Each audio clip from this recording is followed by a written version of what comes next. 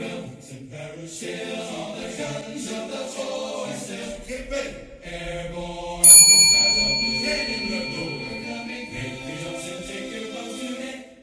go put on your boots, your jumping boots, your parachutes, get all those fly.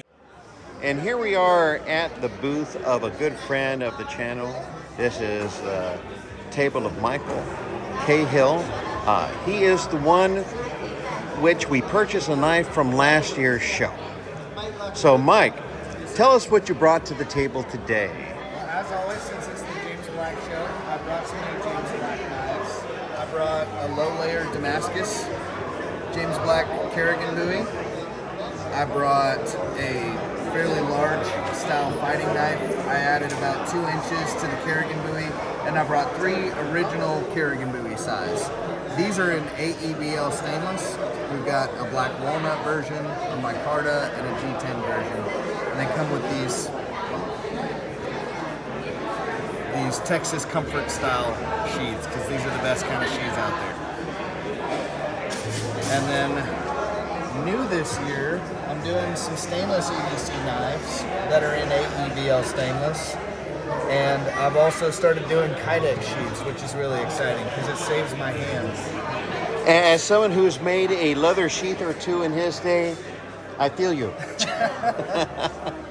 then I've been doing some Bagwell style buoys.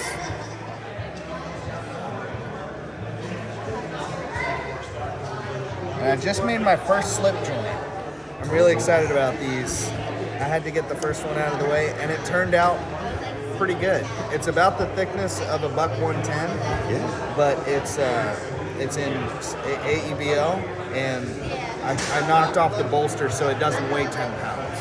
Very good, very good. Well, it's good to see how you are maturing into, the other side of knife making. I promised myself I was going to learn a new thing about knife making every month this year. And as you can tell from the angelic light coming down upon this knife here.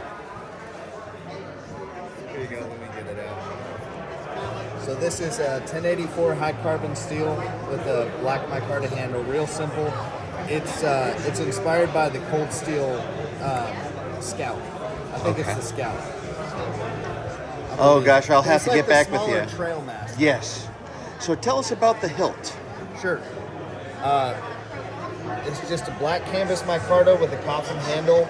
It's very comfortable, and one of the things I love about the coffin handle is that no matter how you grip it, you can grip down low, and your hand's not going to slip on it. So you can get an extra inch or 2 of grip. So if you got to use it in the woods, you've got some extra leverage for chopping, or you've got an extra couple inches of reach if you got to get that bad guy.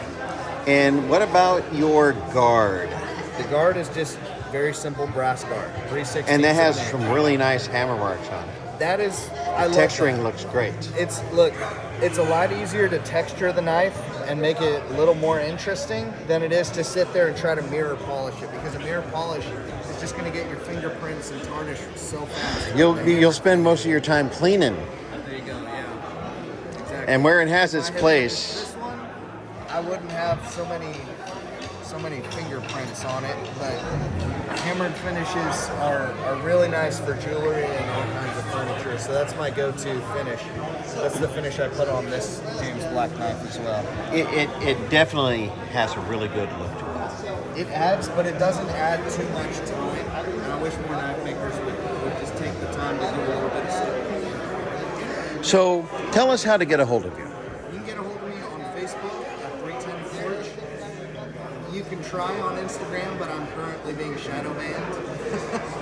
It happened, yeah. But another way is just to send me a text message at 979-492-7775. I have a website linked on my Instagram and my Facebook, but it's not up to date yet. I'm working on that. I'll get it done this week. Now, I just forgot to ask about this. Oh, and this one. So this knife here is a 52-100 high carbon steel blade. This is the first time I've tried a Hamon on the 52-100, and it turned out pretty nice. I'm happy with it. And then we've got a little brass guard with some filework on the guard here. And then a black micarta handle. And we actually have brass liners. That is excellent. All right, Mike, thank you so much. Nothing but good things for you. And as always, have a nice day. We will. Airborne.